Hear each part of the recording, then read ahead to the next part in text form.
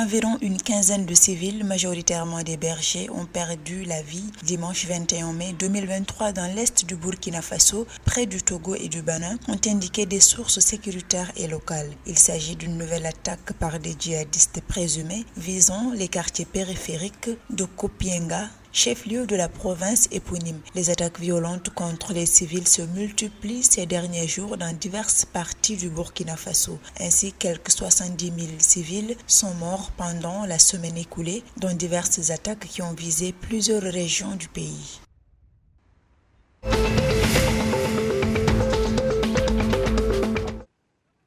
Au terme de la deuxième revue du mécanisme élargi de crédit et de la facilité élargie de crédit, le conseil d'administration du Fonds monétaire international a conclu un décaissement immédiat d'environ 68 millions de dollars au profit du Bénin. Cette nouvelle tranche porte à environ 360 millions de dollars l'ensemble des décaissements effectués au titre de l'accord. Ce programme vise à aider le Bénin à répondre aux besoins de financement urgents, à soutenir le plan national de développement du pays axé sur la réalisation des objectifs de développement durable et à catalyser l'appui des donateurs.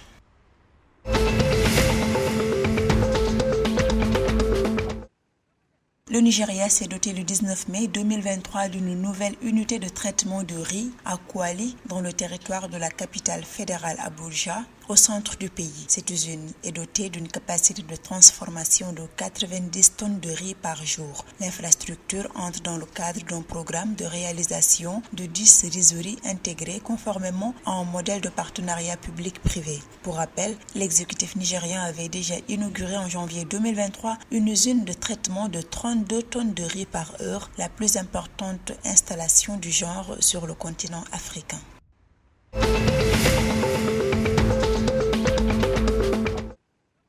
Le secteur industriel du Sénégal a généré une richesse estimée à 6 milliards de dollars en 2022, note-t-on auprès du ministère du Développement industriel et des petites et moyennes industries. Ainsi, la valeur ajoutée du secteur industriel sénégalais est estimée à 3 639 milliards de francs CFA en 2022, soit environ 5,9 milliards de dollars. Ce niveau correspond à une évolution de 401,7 milliards de francs CFA par rapport à 2021.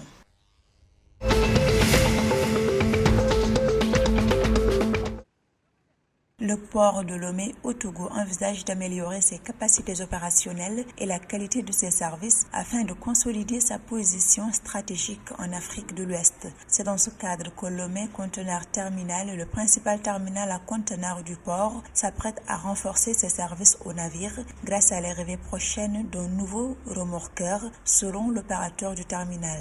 En outre, la part de marchandises conteneurisées par Lomé Conteneur Terminal en 2022 est estimée à 1 569 138 VP.